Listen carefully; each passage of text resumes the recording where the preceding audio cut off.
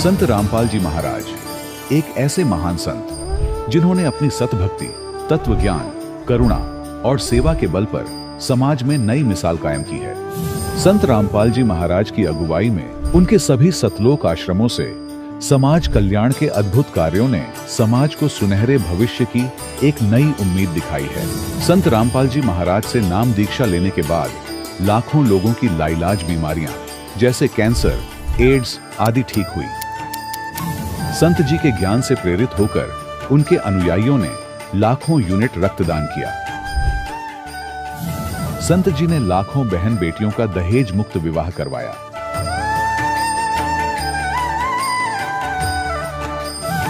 संत जी ने लाखों लोगों का नशा छुड़वाया, करोड़ों उजड़े परिवार बसे। संत जी के आश्रमों में समागम के दौरान निःशुल्क नेत्र चिकित्सा, दंत चिकित्सा प्रदान की जाती है। संत रामपाल जी महाराज द्वारा समय समय पर पर्यावरण संरक्षण के उद्देश्य से बड़े स्तर पर वृक्षारोपण किया जाता है। संत जी ने जरूरतमंदों को तत्काल राहत पहुंचाने के लिए एम्बुलेंस सेवा शुरू की। संत जी अपने अनुयायियों को देहदान के लिए प्रेरित करते हैं, जिससे मानवता की सेवा और चिकित्सा क्षेत्र में सुधार हो सके। संत रामपाल जी महाराज के सभी आश्रमों में हर रोज निःशुल्क भंडारा आयोजित किया जाता है, जहां हर वर्ग, हर जाति और हर धर्म के लोग एक साथ बैठकर भोजन करते हैं।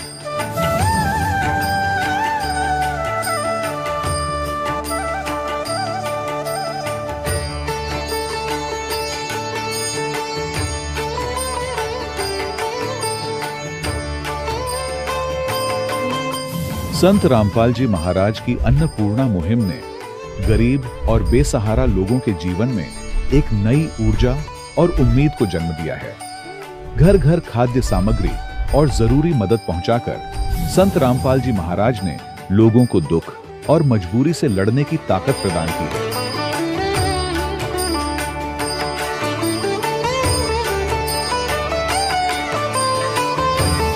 संत रामपाल जी महाराज द्वारा गरीब लोगों के लिए घर बनवाने का अद्भुत कार्य एक ऐसी मिसाल कायम कर रहा है जो सदियों सदियों संत जी की उदारता और दया भावना के तौर पर जाना जाएगा।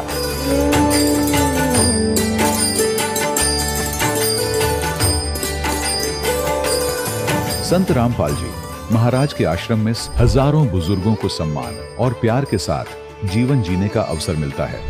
उनके खाने, रहने और स्वास्थ्य की पूरी जिम्मेदारी संत रामपाल जी महाराज उठाते हैं। अनाथ बच्चों के लिए संत रामपाल जी महाराज के सभी आश्रम किसी वरदान से कम नहीं। यहाँ उन्हें शिक्षा, संस्कार और भविष्य के लिए बेहतर अवसर प्रदान किए जाते हैं।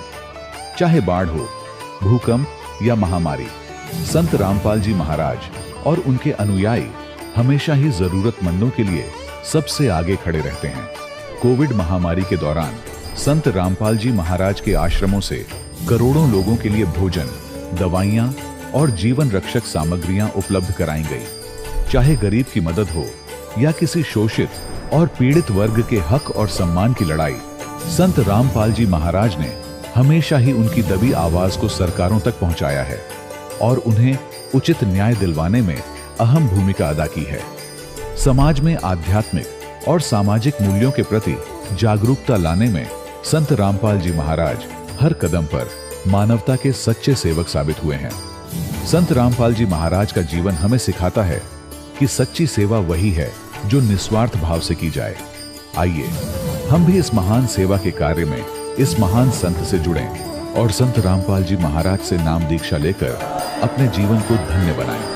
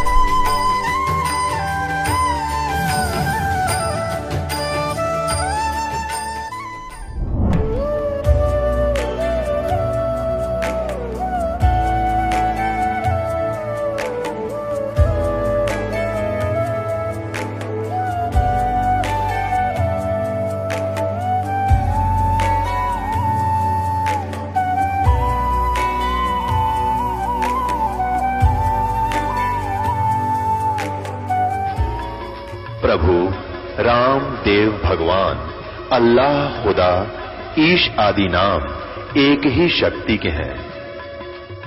वो कैसा है, कहां है, कैसे मिलता है, किसने देखा है? ये प्रश्नवाचक चिन्ह पूर्ण रूप से हटाने के लिए अवश्य सुनिए जगत गुरु तत्वदर्शी संत रामपाल जी महाराज के अमृत वचन, सर्व पवित्र धर्मों के पवित्र शास्त्रों के आधार पर। सत साहिब दर्शकों, क्या आपने कभी सोचा है कि जब कोई मनुष्य सच्चे सुख और शांति की तलाश में जीवन भर पूरी श्रद्धा और समर्पण से अपने धर्म में प्रचलित सभी प्रकार की परंपरागत भक्ति साधनाएं करता है, लेकिन फिर भी उसे वास्तविक सुख नहीं मिलता है, तो उसका निराश हो जाना एक स्वाभाविक मानवीय प्रतिक्रिया है। दर्शकों, कुछ ऐसी ही कहानी थी छत्तीसगढ़ के रहने वाले छोटे लाल जी की। छोटे लाल जी ने अपने जीवन में बचपन से ही पूरे समर्पण के साथ भक्ति की व्रत उपवास रखे, मंदिरों की पदयात्राएं की, लेकिन अफसोस फिर भी इनका जीवन बीमारियों और परेशानियों से घिरा ही रहा।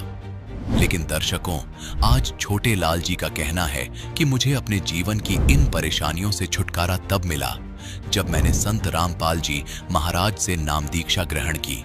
आज मैंने और मेरे परिवार ने संत रामपाल जी महाराज द्वारा दी गई शास्त्रों के अनुसार भक्ति को अपनाया है और शास्त्र विरुद्ध भक्ति साधनाओं का पूरी तरह से त्याग कर दिया है। इसी का परिणाम है कि आज हम सभी शारीरिक सुख और आत्मिक शांति की सच्ची अनुभूति कर रहे हैं। दर्शकों, आखिर छोटे लाल जी ऐसा क्यों कह रहे हैं? आखिर संत रामपाल जी महाराज द्वारा बताए गए ज्ञान में ऐसा क्या है कि आज छोटे लाल जी जैसे लाखों श्रद्धालु अपने धर्म में प्रचलित भक्ति साधनाओं को शास्त्र विरुद्ध बता रहे हैं? आखिर छोटे लाल जी संत रामपाल जी महाराज को ही पूर्ण संत क्यों बता रहे हैं? आखिर इसके पीछे की सच्चाई क्या है? आइए सुनते हैं छोटे लाल जी की कहानी, उन्हीं की जुबानी। नमस्कार सर। नमस्कार जी। सर, क्या नाम है आपका? छोटे लाल दास है जी। छोटे लाल जी, आप कहाँ से हैं? गांव खैरा, तहसील डभरा, जिला शक्ति, छत्तीसगढ़ से हूँ जी। छोटे लाल जी, संत रामपाल जी महाराज से नाम दीक्षा आपने कब ली? मैं 2013 में लिया सर। सर, पहले आप क्या भक्ति साधनाएं करते थे? सर, भक्ति तो उसको मैं नहीं कहूँगा, ऐसे गांव में जो पारंपरिक चलता था, कभी भगवान विष्णु को, कभी शंकर को, उसके आगे सभी में ओम लगा था। तो मेरे को शंका हो जाता था कि ये सारे तो ओम के अक्षर के पीछे हैं, तो ओम सबसे बड़ा होगा। फिर कभी कभी वो गांव में होता था सत्यनारायण का कथा, उसमें जाता था तो मेरे को पता चलता था कि सबसे बड़ा तो सत्यनारायण भगवान है। मगर वो लोग जो सत्यनारायण भगवान बताते थे वो तो भगवान विष्णु था। तो फिर संत रामपाल जी महाराज जी के बारे में आपको कैसे पता लगा? कैसे नाम दीक्षा लिया आपने? एक संत रामपाल जी महाराज का शिष्य था, वो मेरा भतीजा है। तो हम लोग बढ़ाई का काम करते हैं, तो मेरे पास काम करता था और यही बात छेड़ता रहता था मेरे को। ऐसे करते करते 2-3 महीने बीत गए। जिला हिसार बलवाला में जाकर संत रामपाल जी महाराज से 2013 में नाम ग्रहण किया। आपने संत रामपाल जी महाराज से नाम दीक्षा ली, तो क्या आपको भी लाभ हुए? लाभ तो बहुत हुए सर। मेरे बायां वाला किडनी खराब हो गया था, इसमें सुराग हो गया था, जिससे प्रोटीन बाहर आ जाती थी, जो पानी को छान नहीं पाता था, शरीर के ऊपर चढ़ा देता था। मेरा शरीर सारा सूज जाता था, बहुत मोटा हो जाता था, पानी पानी हो जाता था। तो मैंने संत रामपाल जी महाराज से अरदास लगाई, तो जवाब में आया, धीरे धीरे ठीक हो जाओगे, भक्ति करो, मर्यादा में रहो। तो फिर मेरे को तकलीफ़ ज़्यादा होने लगा, तो रायगढ़ में मेरे को भर्ती किया। रायगढ़ में एक आर हॉस्पिटल है, वहाँ डॉक्टर रूपेन करके, डॉक्टर रूपेन पटेल जी MD मेडिसिन, उसके पास गया। तो वहाँ एक दिन तो ठीक था, दूसरे दिन मैं बेहोश हो गया वहाँ। और लोग बताते हैं कि आपको होश में तो आते आते 15 मिनट लग गए, तो कहते हैं आपकी मौत हो गई थी। उसी बीच मेरे को परमात्मा संत रामपाल जी महाराज ने दर्शन दिए और बोला, बेटा ठीक हो जाएगा धीरे धीरे। ऐसे करके परमात्मा तो चले गए। फिर मेरे को उस डॉक्टर ने रायपुर रिफ़र कर दिया। तो रायपुर में हम लोग गए, श्री बालाजी हॉस्पिटल है, इसका वहाँ मेरे को भर्ती किया, वहाँ आईसीयू में रखा। उस टाइम मेरा ऑक्सीजन बहुत कम हो गया था। उसने बोला था बायोप्सी टेस्ट कराने के लिए, तो हम लोग गरीबी परिस्थिति के कारण नहीं करा पाए। हम लोग घर आ गए। फिर मैंने रायगढ़ में 3-4 डॉक्टरों के पास चक्कर काटे, तो डॉक्टरों के पास मैं जाता, 1-2 दिन तो सूजन ठीक रहता, फिर वही हाल हो जाता। बीमारी को मेरे पकड़ ही नहीं पा रहे थे वो लोग।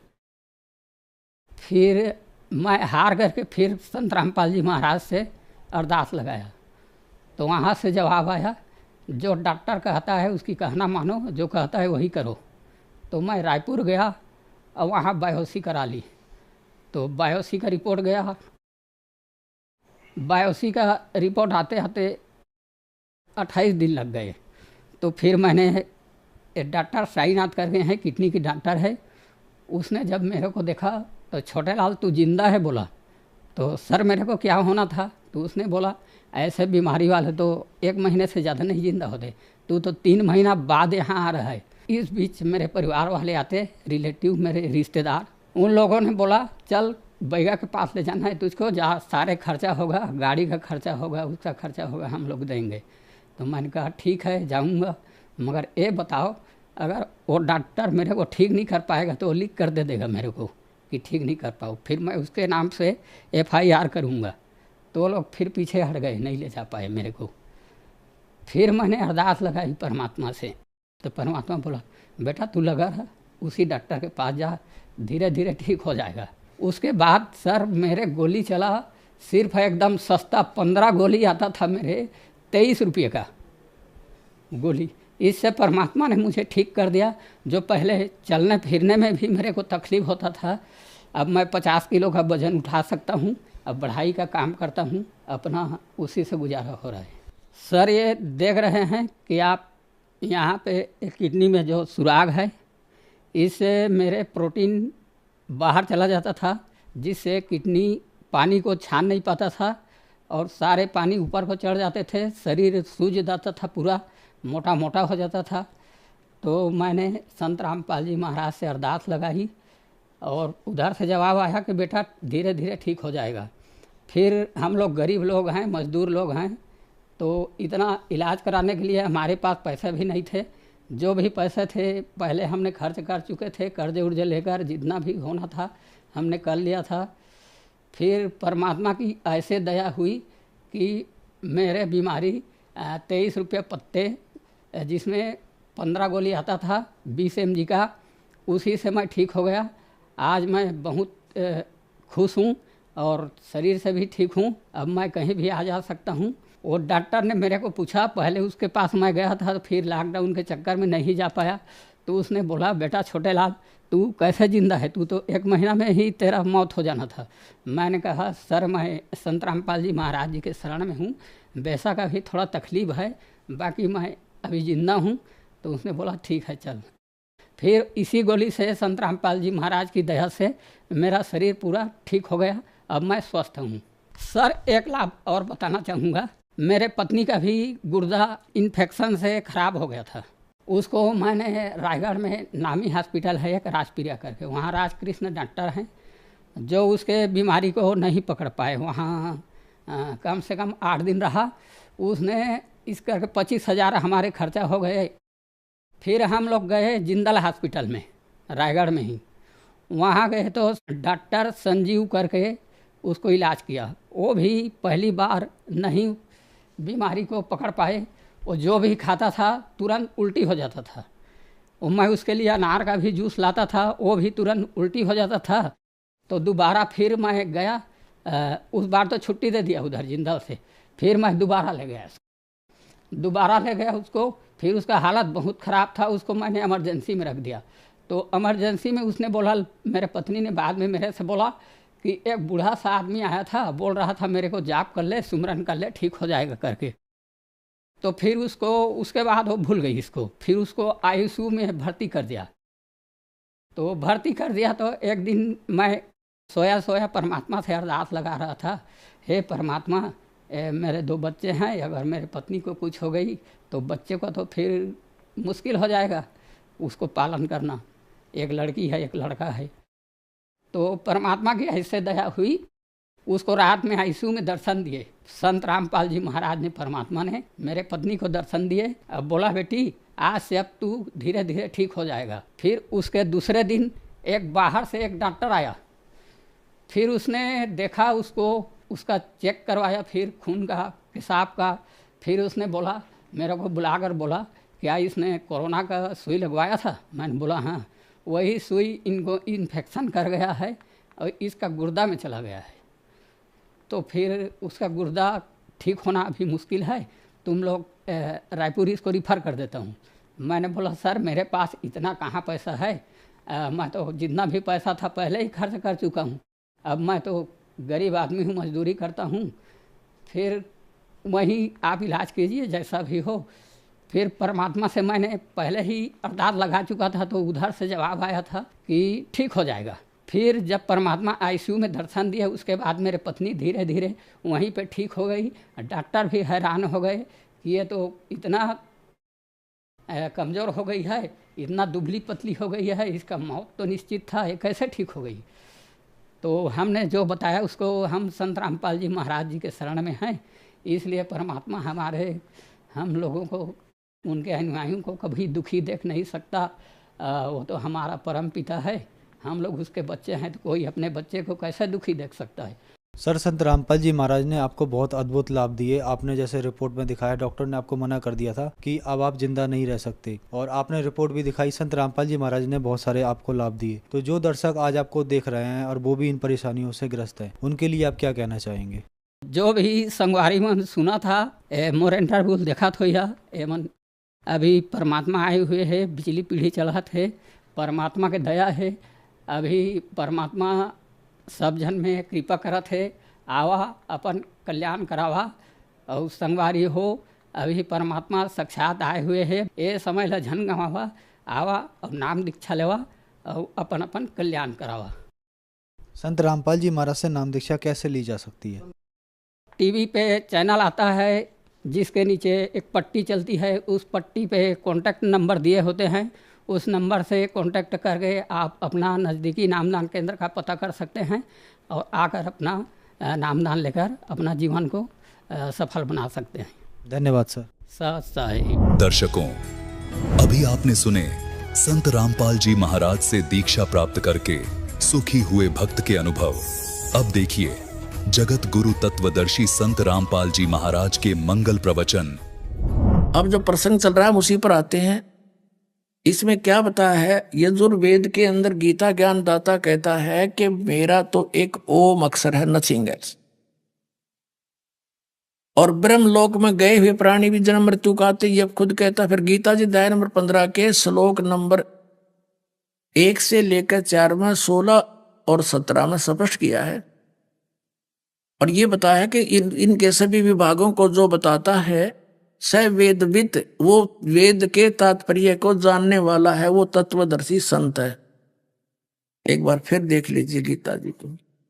ये है पंचदशों अध्याय 15वां अध्याय श्रीमद् भगवत गीता का।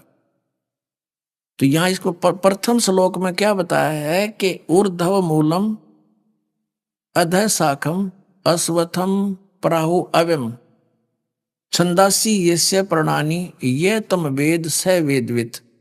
यहां क्या बताया है कि ऊर्ध्व मूलम, इसका लिखना था आदि पुरुष परमेश्वर मूल वाले। ऊर्ध्व माने ऊपर को, मूल वाला, वो तो आदि पुरुष परमेश्वर है। मूल तो इस संसार रूपी वृक्ष का यानी परम अक्षर ब्रह्म है, सच्चिदानंद घन ब्रह्म है।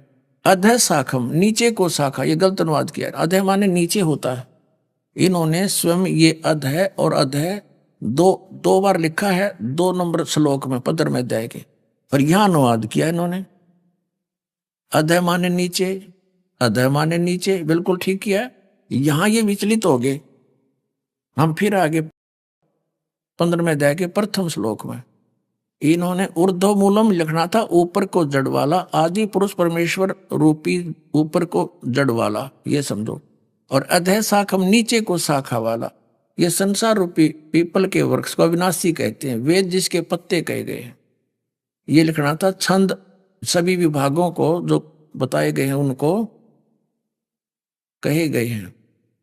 तम मन उस संसार वृक्ष को, यह माने जो व्यक्ति मूल से लेकर पत्तों तक, जड़ से लेकर पत्तों तक तत्व से जानता है, स वेदवित, वह वेद के तात्पर्य को जानने वाला है, अर्थात वो तत्वदर्शी संत है। ये पहचान बता दी।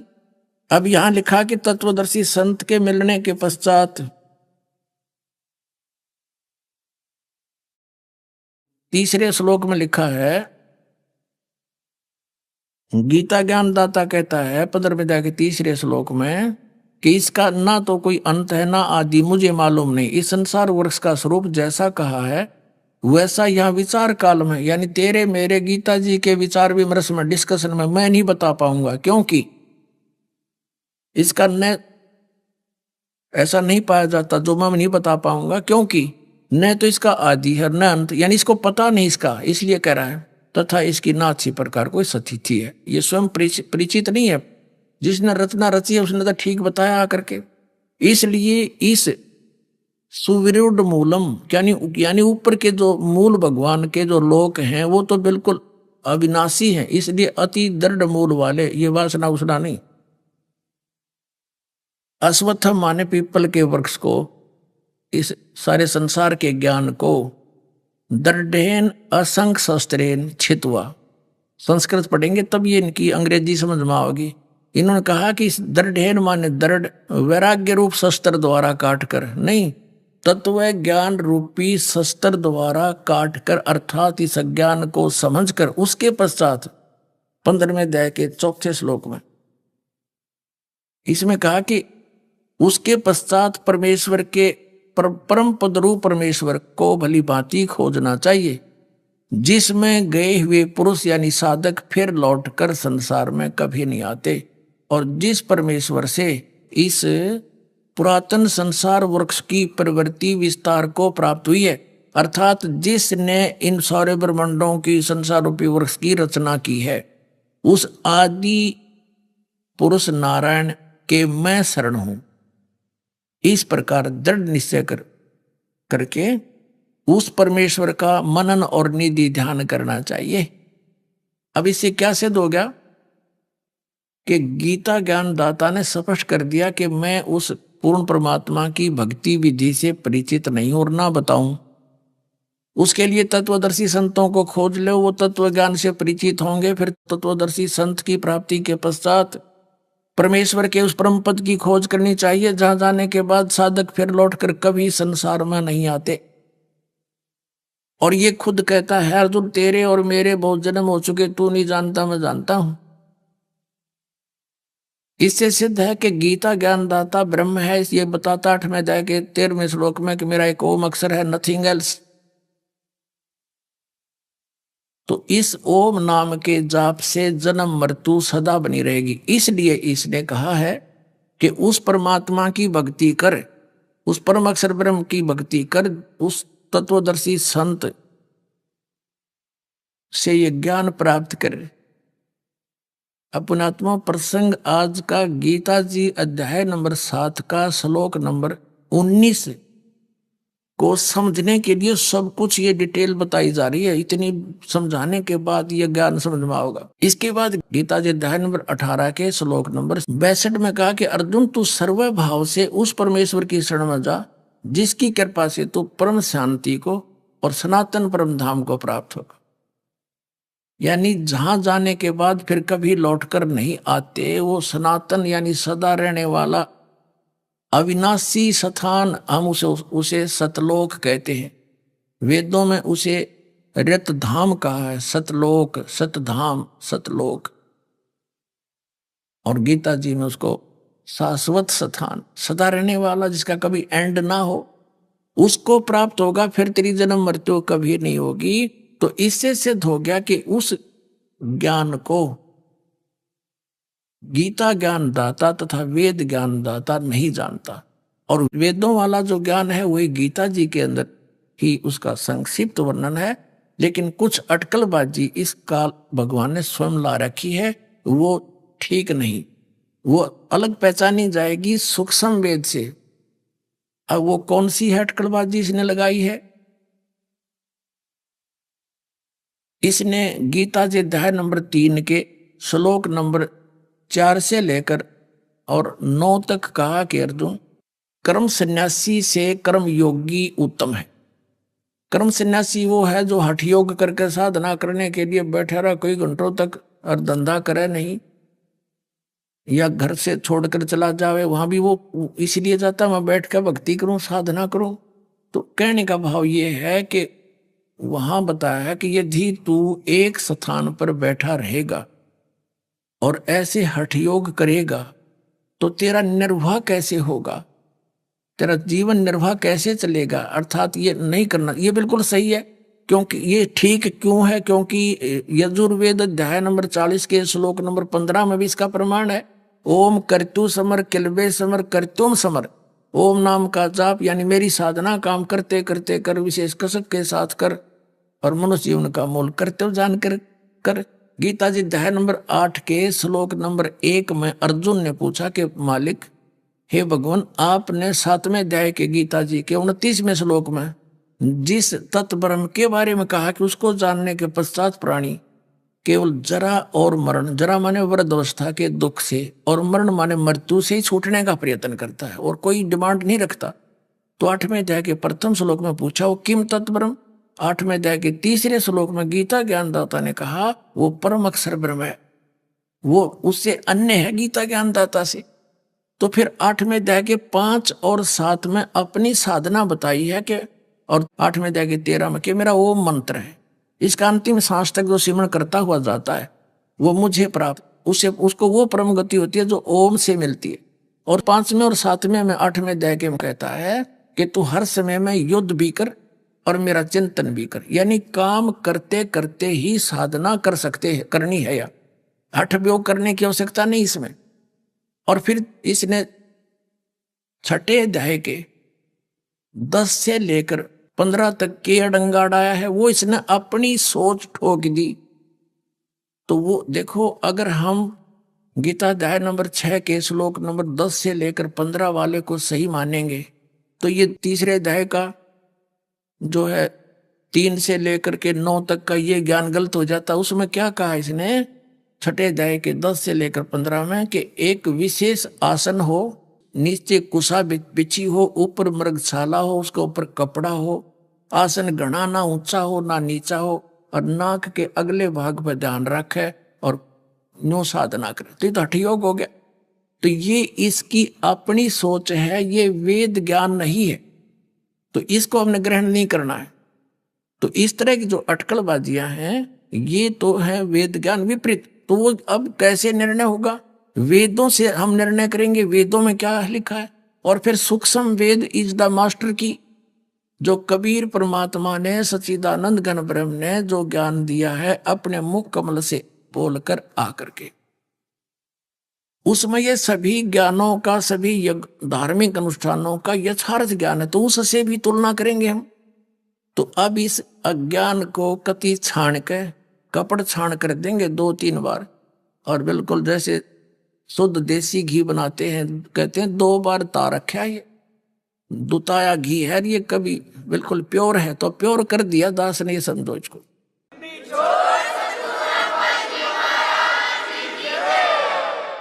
अब इसमें आपको और दिखाते हैं यजुर्वेद अध्याय नंबर इस 40 के मंत्र नंबर 15 में आपने देख लिया कि ओम कर्तु सबर किलबे सबर कर्तुम समर।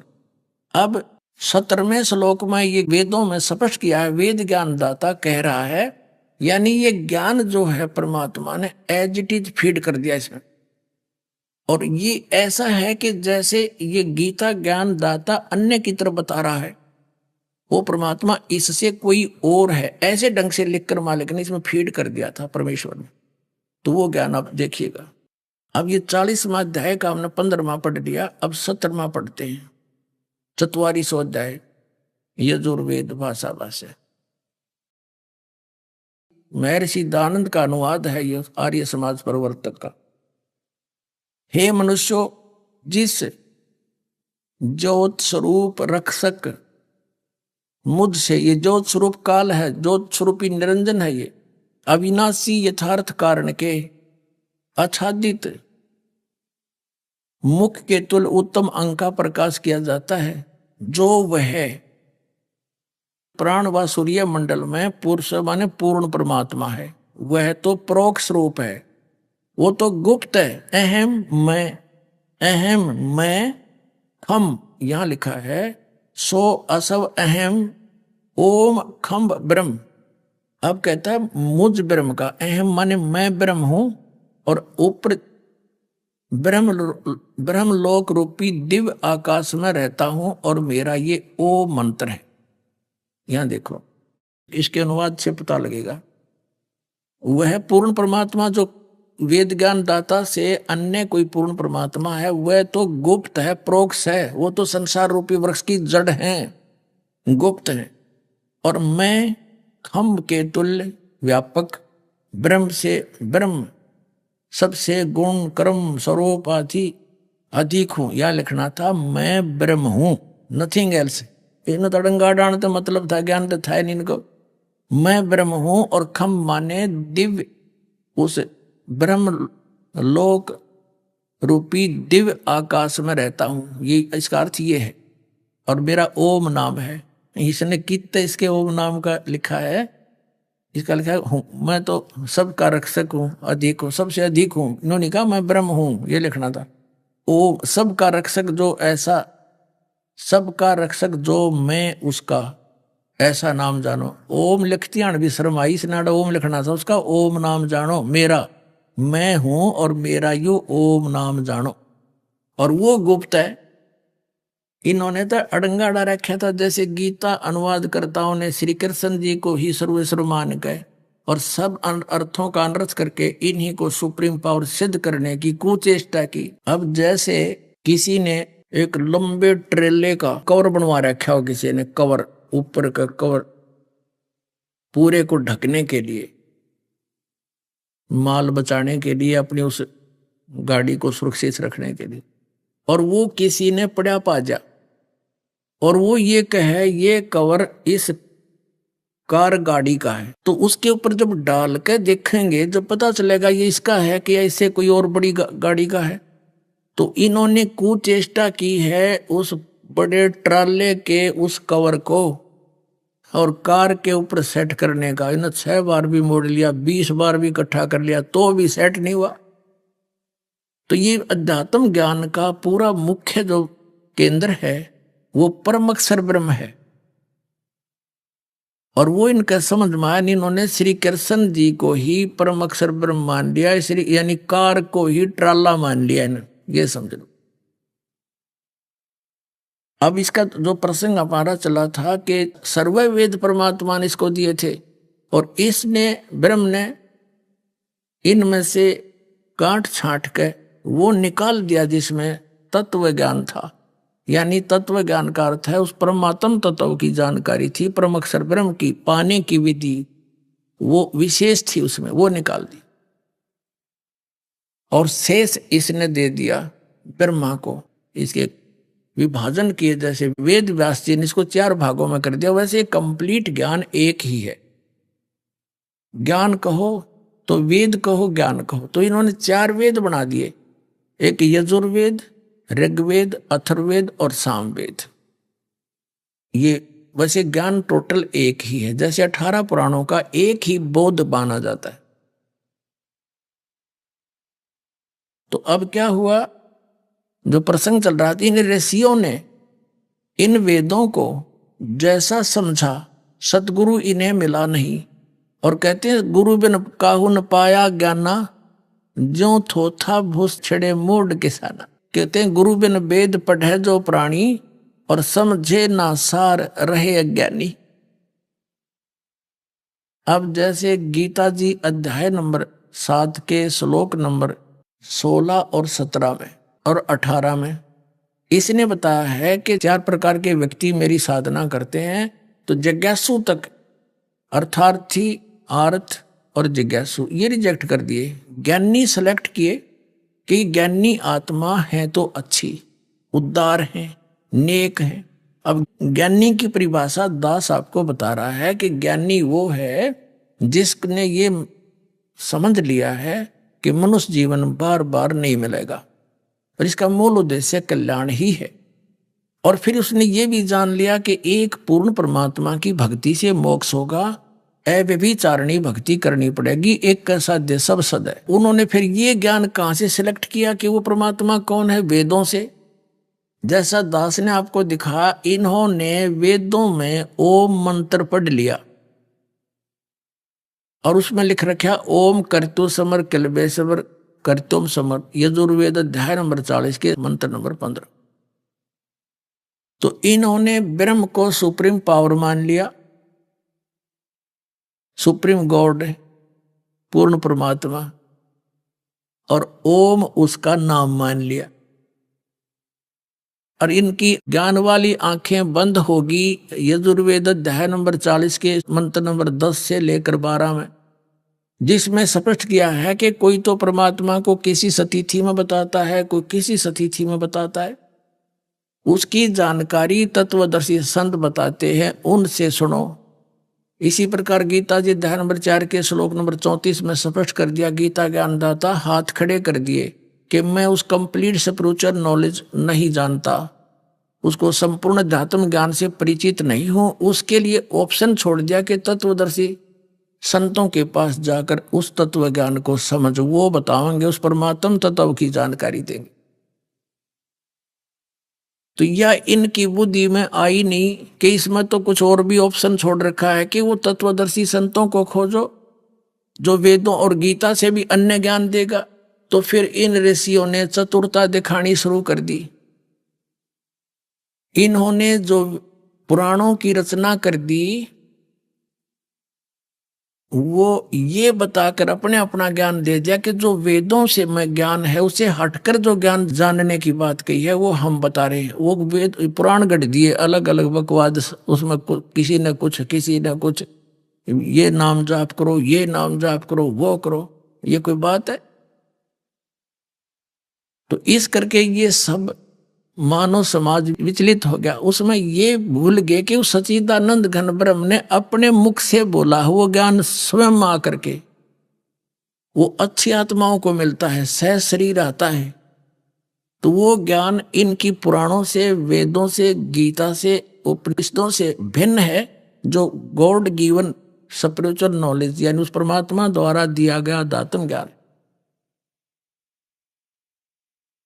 वो उस परमेश्वर ने स्वयं आकर के बोला है। तो वो ज्ञान तत्वदर्शी संत बतावेगा, तो वो इनको मिला नहीं, तत्वदर्शी संत इन ऋषि में, ऋषियों को।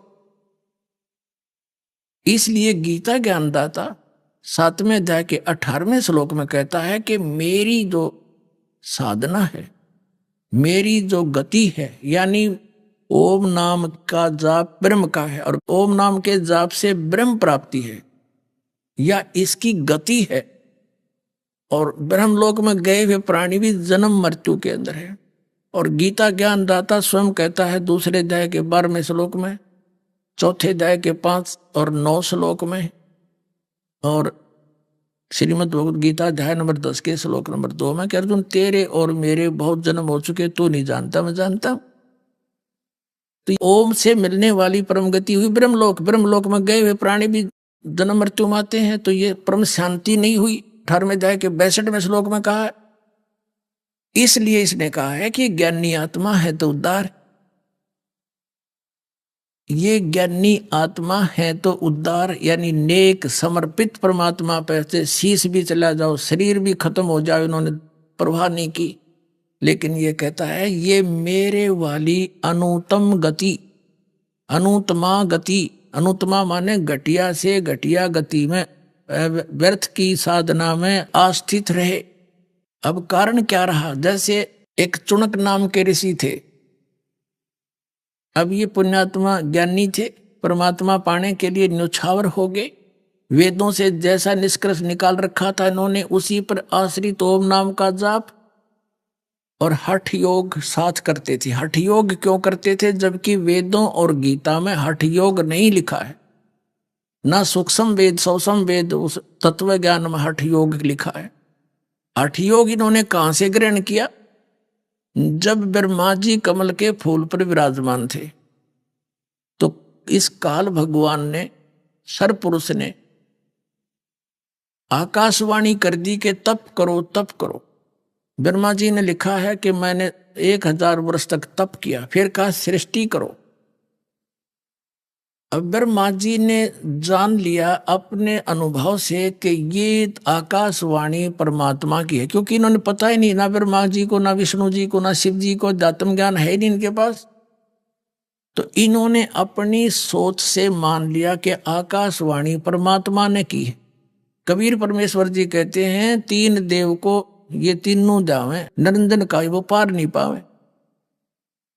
आज तक ये अपने पिता की खोज नहीं कर सके, वो नहीं मिला इन्हें। अब न जाना सतलोक में से बहुत दूर है। तो उस आकाशवाणी को ब्रह्मा जी ने अपने वंशजों ब्राह्मणों ऋषियों को बताई कि मेरे को ऐसे ऐसे परमात्मा की आकाशवाणी हुई थी, मैंने तप किया। तो उस तप को ये भी करने लगे साथ में 8 योग और ओम नाम ले लिया वेदों से, दोनों का खिचड़ी बना ली, दोनों को मिलाकर लगे साधना करने।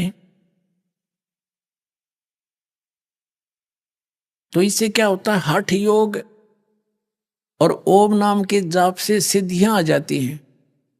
ओम नाम के जाप से ब्रह्मलोक प्राप्ति होती है। वहां गए प्राणी फिर जन्म मृत्यु में आते हैं, फिर 84 लाख योनियों में भी जाना पड़ता है। और जो हठ योग है, इससे सिद्धियां आ जाती है।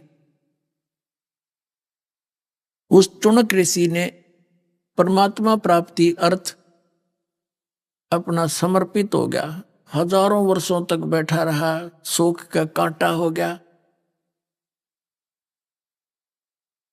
अब परमात्मा तो मिला नहीं, क्योंकि इन्होंने, इसलिए वेदों में तो लिखा है कि परमात्मा साकार है, नर आकार है, मनुष्य दृश्य है, राजा के समान देखा जाता है, ऊपर सिंहासन में एक गुम्मट के अंदर बैठा है और राजा जैसा देखने योग्य नर आकार है। वहां से चलकर आता है सहशरीर और हमें ज्ञान देता है, अच्छी आत्माओं को मिलता है, एक कवि की तरह आचरण करता है वो परमात्मा, वेदों में लिखा है।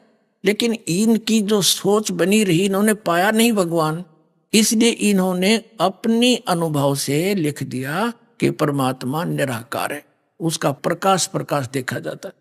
अरे भगवान बिना प्रकाश किसका देखोगे? तो सूर्य का प्रकाश देखा जाता है, सूर्य ने निराकार। बताओ कितना बुद्धिमान, हर आंखें हैं उसके, अंधा दे सकता है ऐसी स्टेटमेंट, ऐसा ज्ञान कि सूर्य तो है नहीं, सूर्य का प्रकाश देखा जाता है। तो परमात्मा प्रकाश में है, मनुष्य दृश्य है, उसका एक रोमकूप में करोड़ सूर्य करोड़ चंद्रमा मिला दे, इतना रोशनी है मालिक की। इन ऋषियों ने, कबीर साहब कहते हैं, खोजत खोजत था किया, अंत कह दिया निराकार। खोजते खोजते थक गए, लास्ट में कह दिया बेचून, क्यों तो निराकार है। तो इन्होंने अपने उपनिषद, जो उपनिषद क्या है, जैसे कठोपनिषद है, मांडुक्य उपनिषद है, ये इन ऋषियों का अनुभव है। जैसा इन्होंने वेदों को समझा और फिर उस जो इन्होंने अपना अनुभव भक्ति से किया, वो सारा उसके अंदर लिखा। जैसे एक सत्यार्थ प्रकाश है, इस कलयुगी महर्षि दानंद का अनुभव ये बताता परमात्मा निराकार और वेद बताते परमात्मा साकार। तो ये उपनिषद बन जाता अगर इसकी समय पर पोल ना खुलती। थे लोगों ने, महापुरुषों ने, भक्तों ने वेदों को पढ़ना छोड़ दिया और इन उपनिषदों को पढ़ना प्रारंभ कर दिया, जो किसी ऋषि का अनुभव है।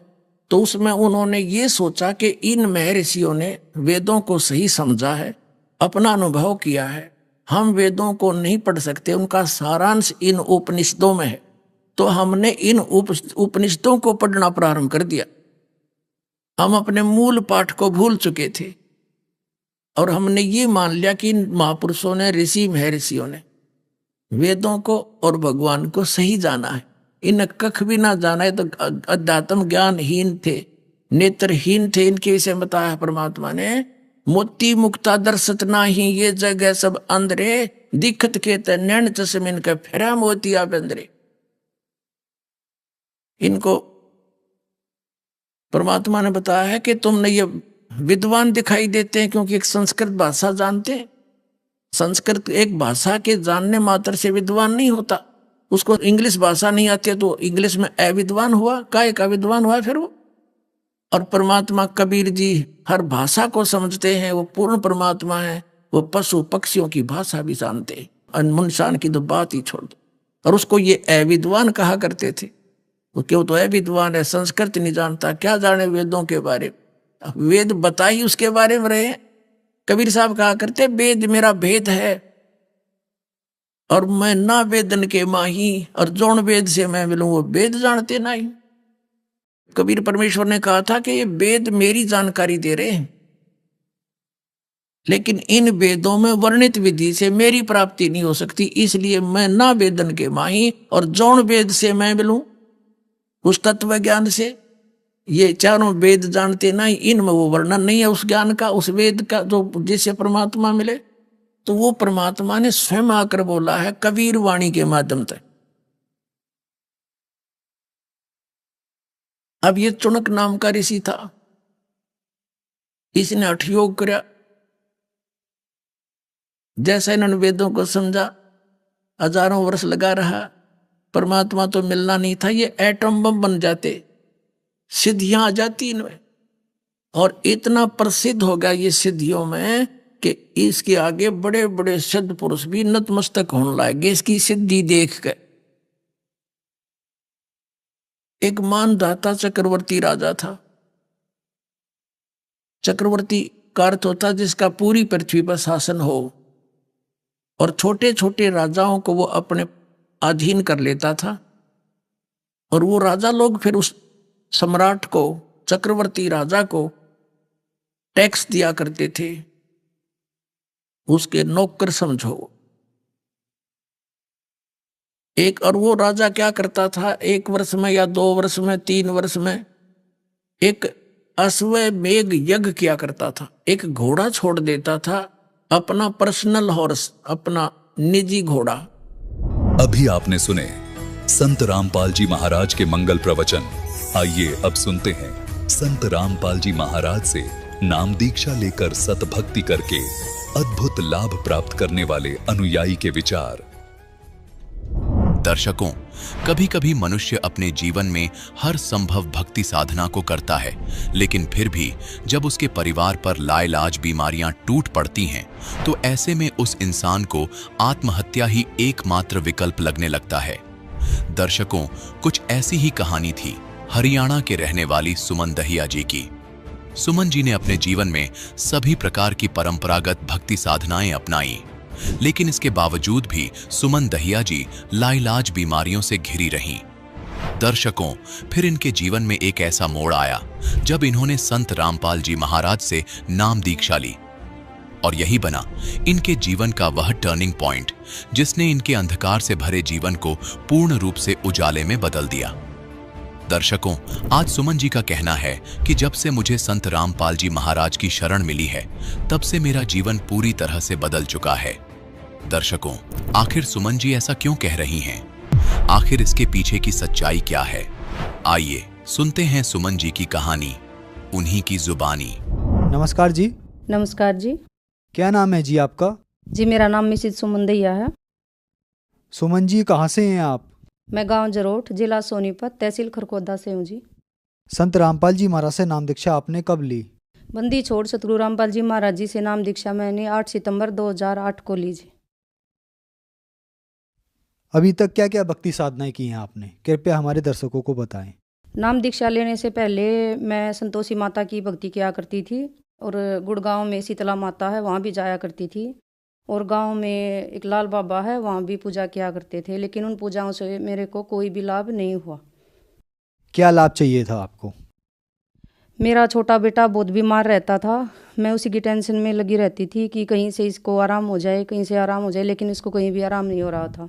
क्या परेशानी थी आपके बेटे को? मेरा बेटा जब 1.25 महीने का था तो उसको दौरे पड़ते थे, दिन में 3 बार 4 बार ऐसे दौरे पड़ा करते थे। मैं 3-4 बार उसको मेडिकल में लेके जाती थी। यहाँ सोनीपत में मित्तल हॉस्पिटल है, वहाँ भी मैंने दिखाया, दिमाग का टेस्ट भी उसका करवाया। जब 1.25 महीने का था तो उसकी रीढ़ की हड्डी का पानी भी निकाल लिया था, डॉक्टरों ने, लेकिन उसकी बीमारी का कुछ भी पता नहीं लग रहा था। और मैं इतनी ज़्यादा परेशान हो गई थी कि इन देव देवताओं की भक्ति करके, भूतों को पूज के, मंदिरों में जाके मैं बहुत परेशान हो गई थी और नास्तिकता की तरफ मैं चली गई थी। भगवान में विश्वास मेरा बिल्कुल भी नहीं रहा था। मेरी यूट्रस में प्रॉब्लम थी और मेरे से बैठा नहीं जाता था, नहीं मैं वजन उठा सकती थी। मेरे गर्दन में सर्वाइकल था, ना वो कहीं ठीक हो रहा था। मेरी डिस्क में भी प्रॉब्लम थी, वो भी कहीं ठीक नहीं हो पा रही थी। मैं इन परेशानियों को बहुत ज़्यादा झेल कर तंग आ चुकी थी और देव देवताओं से मेरा विश्वास बिल्कुल उठ चुका था। तो फिर संत रामपाल जी महाराज जी के बारे में आपको कैसे पता लगा? संत रामपाल जी महाराज जी के बारे में मुझे ऐसे पता लगा, मेरे पति आर्मी में जॉब करते थे, तो वहाँ उन्हें एक भगत मिला था, मंजीत नाम था उनका। उन्होंने उनको ज्ञान गंगा बुक दी और परमात्मा संत रामपाल जी महाराज जी के बारे में उनको ज्ञान समझाया। वेदों में ये लिखा है, कबीर परमात्मा पूर्ण भगवान है ये, और हमारे गीता में भी प्रमाण है, वेदों में भी प्रमाण है। उन्होंने सीडी भी दी उनको, तो भगत जी ने बुक भी पढ़ी और सीडी भी देखी, तब परमात्मा का उन्हें ज्ञान हुआ। 3 महीने में उन्होंने परमात्मा का पूरा ज्ञान समझ लिया। और जब वो घर पर आए, उन्होंने बताया कि ऐसे ऐसे पूर्ण परमात्मा संत रामपाल जी महाराज जी के रूप में आए हुए हैं, हम उनसे नाम दीक्षा लेंगे तो हमें बहुत सारे लाभ हो सकते हैं, हमारा बेटा भी ठीक हो सकता है। तो फिर संत रामपाल जी महाराज से नाम दीक्षा लेने के बाद क्या आपकी परेशानियां ठीक हुई? हाँ जी, बंदी छोड़ सतगुरु रामपाल जी महाराज जी से नाम दीक्षा लेने के बाद मेरे को बहुत सारे लाभ हुए, जो मैं आपको बताना चाहूँगी। पहला, जो मेरा बेटा बहुत ज़्यादा बीमार रहता था, संत रामपाल जी महाराज जी से मैंने प्रार्थना लगाई बरवाड़ा में जा कर के, गुरु जी ये बहुत बीमार रहता है, परमात्मा मैं इससे बहुत तंग आ चुकी हूँ, इसे या तो आप अपनी शरण में ले लो परमात्मा, और या इसे ठीक कर दो परमात्मा। तो गुरुजी ने कहा कि बेटा इसको कुछ नहीं होगा, ये ठीक हो जाएगा, भगत है, भक्ति करेगा। तो पूर्ण परमात्मा संत रामपाल जी महाराज जी ने मेरे बेटे को आशीर्वाद दिया और 2008 से मेरे बेटे को मैंने आधी भी टैबलेट नहीं दी है। मेरा बेटा बिल्कुल ठीक है परमात्मा संत रामपाल जी महाराज जी की दया से। उसको दौरे पड़ते थे, उसको 3-4 बार मेडिकल में दिन में लेके जाना पड़ता था, उसकी आंखें ठहर जाती थी, मुंह से जगूड़ आते थे और हाथ एक पैर ऐसे झटके देने लगता था। तो उसकी कंडीशन देखकर मैं बहुत ज्यादा घबरा जाती थी। 1.25 महीने की एज में मेरे बच्चे को इतनी ज़्यादा तकलीफ होती थी, उसको देखकर मेरी आत्मा ऐसे बहुत ज़्यादा दुखी होती थी। और परमात्मा संत रामपाल जी महाराज जी की शरण में जाने के बाद मेरे बेटे को ये लाभ हुआ, मेरा बेटा बिल्कुल ठीक है। मैंने आधी भी टैबलेट नहीं दी है, संत रामपाल जी महाराज जी के आशीर्वाद मात्र से मेरा बेटा आज बिल्कुल ठीक है, उसकी बीमारी बिल्कुल ख़त्म हो गई। और लाभ मैं बताना चाहूँगी, मेरे हस्बैंड आर्मी में थे, उनकी दोनों आंखों की रोशनी चली गई थी।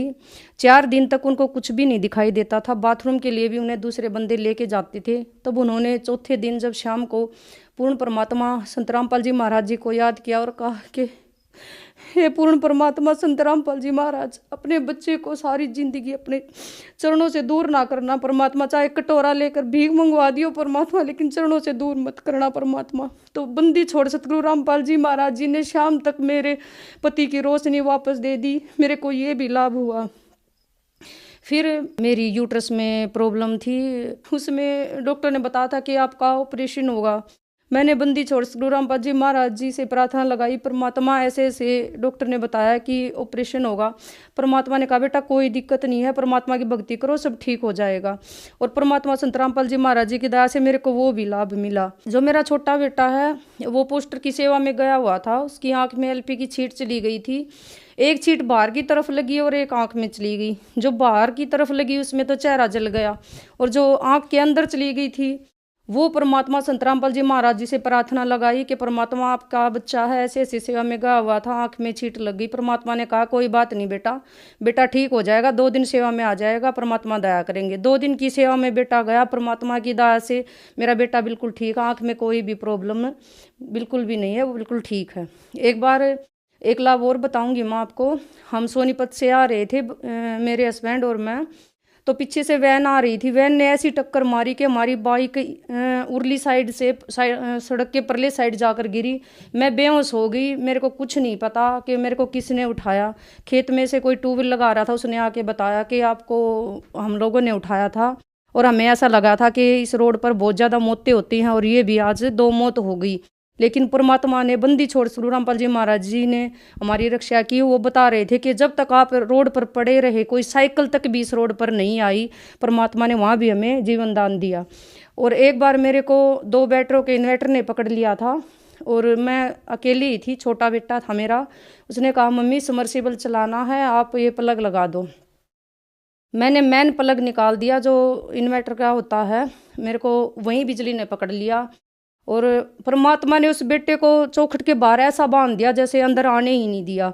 उसकी भी जान भगवान ने बचाई। अगर वो अंदर आ जाता और मेरे को छूता तो शायद वो भी मर जाता। परमात्मा ने मेरे को प्रेरणा करी कि बेटा नाम सुमरण कर। जब मैं नाम सुमरण करती तो मेरे को बिजली जो पकड़ रखा था उसका असर नहीं होता था, लेकिन जब मैं बंद हो जाती तो मेरे को फिर ऐसे जैसे शरीर से सब कुछ खींच देती है बिजली, ऐसा महसूस हो रहा था। संत रामपाल जी महाराज ने फिर प्रेरणा करी कि बेटा आवाज़ लगा के मेरे को बिजली ने पकड़ लिया। मैंने तेज़ तेज़ आवाज़ लगाई, बेटा भागा गया पड़ोस में और बोला कि मेरी मम्मी को बिजली ने पकड़ लिया है। तो हमारे घर में जो मिस्त्री काम कर रहा था वो भागा आया और गुरुजी के फोटो की तरफ देखकर बोला कि मैं क्या करूं, इस लड़की को बिजली ने पकड़ लिया। क्योंकि 2 महीने पहले उस मिस्त्री ने भी बंदी छोड़ सतगुरु रामपाल जी महाराज जी से नाम दीक्षा ले ली थी। तो वो बोल रहा था कि मेरे को ऐसी प्रेरणा हुई कि नीचे देख। उसने नीचे देखा, नीचे डोरी पड़ी हुई दिखी, उसने उस पर लात मारी तो वो डोरी टूट गई। परमात्मा बंदी छोड़ सतगुरु रामपाल जी महाराज की दया से मेरी वहाँ भी जान बची। और 2 बार मैं जिन्ने में से गिरी, मेरे को पता ही नहीं चला मैं कैसे गिर रही हूँ। बंदी छोड़ सतगुरु रामपाल जी महाराज जी ने वहाँ भी मेरी जान बचाई। ऐसे ऐसे बहुत सारे लाभ हैं। मैं आप कैमरा पकड़े पकड़े थक जाओगे। मैं सुबह से शाम तक अगर परमात्मा बंदी छोड़ सतगुरु रामपाल जी महाराज के लाभ गिनाने शुरू करूँ तो नहीं गिनवा सकती। पूर्ण परमात्मा ने इतने लाभ हमें दिए हैं जी। एक बार मेरे को बहुत ज़्यादा चक्कर आ रहे थे। 1:45 बजे रात को मेरे को ऐसा लगा जैसे तेरी जान ही निकल गई है। मेरे हाथ पैर में जान नहीं थी। मैंने टेस्ट करवाया तो बताया कि आपके दिमाग में पानी है। तो डॉक्टरों ने बताया कि ये पानी कल जाकर कैंसर भी बन सकता है, तो आप दिमाग की जो टेस्ट करते हैं डॉक्टर, दिमाग वाले डॉक्टर को दिखाओ। तो मैंने मानसरोवर हॉस्पिटल है रोहतक, मैंने वहाँ दिखाया। तो डॉक्टर ने बताया, ऐसा लग रहा था जैसे वहाँ डॉक्टर नहीं मेरे बंदी छोड़ सतगुरु रामपाल जी महाराज जी आ गए हों। बोला कहाँ पानी नहीं होता शरीर में, कोई गोली दवाई नहीं खानी है, घर जाओ और टेंशन छोड़ दो, कोई दिक्कत नहीं है। और आज तक 4 साल हो गए, कहाँ गया वो दिमाग का पानी। मेरे बंदी छोड़ सतगुरु रामपाल जी महाराज जी ने वो भी मेरा कष्ट काट दिया। आज मैं बिल्कुल ठीक हूँ, आपके सामने हूँ। परमात्मा की दया से मेरे को बहुत लाभ हुए हैं। और एक और लाभ अभी बताऊँगी मैं, 10 दिन पहले का ही। मेरे बड़े बेटे का सिलेक्शन नेवी में गुरुजी ने कर दिया है। इतनी बड़ी दया मेरे बंदी छोड़ सतगुरु रामपाल जी महाराज जी ने हम पर की है कि हम सोच भी नहीं सकते हैं। तो ये हम नीचों पर इतनी दया की है पूर्ण परमात्मा संत रामपाल जी महाराज जी ने। मेरे पति नाम लेने से पहले दारू पिया करते थे, मांस खाया करते थे, क्योंकि आर्मी में होने के कारण वो वहाँ तो ये सब चलता ही है, मांस मिट्टी दारू वगैरह, तो सब कुछ किया करते थे। लेकिन जिस दिन से नाम दीक्षा मिली परमात्मा की, उन्होंने अपने घर में किसी को मतलब बीड़ी सिगरेट मतलब पीने से भी मना कर दिया। और जो कोई आता है तो उनको हाथ जोड़कर मना कर देते कि भी नहीं, हमने नाम दीक्षा ले रखी है, हमारे घर में बीड़ी सिगरेट पीना बिल्कुल मना है। परमात्मा की दया से वो भी मेरे को लाभ मिला। जब आपने संत रामपाल जी महाराज से नाम दीक्षा ली तो क्या देवी देवताओं की पूजा छोड़ दी? देवी देवताओं की पूजा हमने नहीं छोड़ी, क्योंकि कहते हैं कि देवी देवताओं की भक्ति परमात्मा छुड़वाते, लेकिन नहीं। लेकिन हमारे संत रामपाल जी महाराज विधिवत उनकी भक्ति बताते जिनसे हमें लाभ होता है। लेकिन पहले जो हम भक्ति करते थे उनसे हमें कोई लाभ नहीं होता था। हमारे वेद पुराण गीता शास्त्रों के अकॉर्डिंग परमात्मा ज्ञान देते हैं, उनसे हमें लाभ होता है। पहले हमें मनमाना आचरण करते थे, उनसे हमें लाभ नहीं होता था। जैसे कि पहले आपने बताया कि आप पे बहुत ज़्यादा परेशानियां आई, आपका बच्चा जो बीमार हुआ था उसको लेकर आप कई जगह गए, आपका फिर देवी देवताओं से विश्वास उठ गया और आपने उनकी भक्ति छोड़ दी। लेकिन संत रामपाल जी महाराज से नाम दीक्षा ली तो संत रामपाल जी महाराज ने भी देवी देवताओं की भक्ति दी आपको, तो उनसे कैसे लाभ हो गया? वो जी शास्त्रों में प्रमाण है, शास्त्रों से प्रमाणित भक्ति जो हम करेंगे तो हमें लाभ मिलेंगे, और उनके जो विपरीत करेंगे तो हमें लाभ नहीं मिलेंगे। शास्त्रों के अकॉर्डिंग हमें भक्ति मिली और उसी से हमें परमात्मा की दया से ना लाभ मिला। बंदी छोड़ सतगुरु रामपाल जी महाराज जी ने जो भक्ति हमें दी है वो सत्य भक्ति है और प्रमाणित है। जो श्रद्धालु आज आपको टीवी पर देख रहे हैं और वो भी संत रामपाल जी महाराज से नाम दीक्षा लेना चाहते हैं, जोड़ना चाहते हैं, तो उनको क्या करना होगा? जो श्रद्धालु आज मुझे देख रहे हैं, मैं उनसे हाथ जोड़कर प्रार्थना करना चाहूंगी कि बंदी छोड़ सतगुरु रामपाल जी महाराज जी से नाम दीक्षा ले और अपने जो जीवन में कष्ट हैं उनसे मुक्ति पाए। धन्यवाद जी। सत साहिब जी।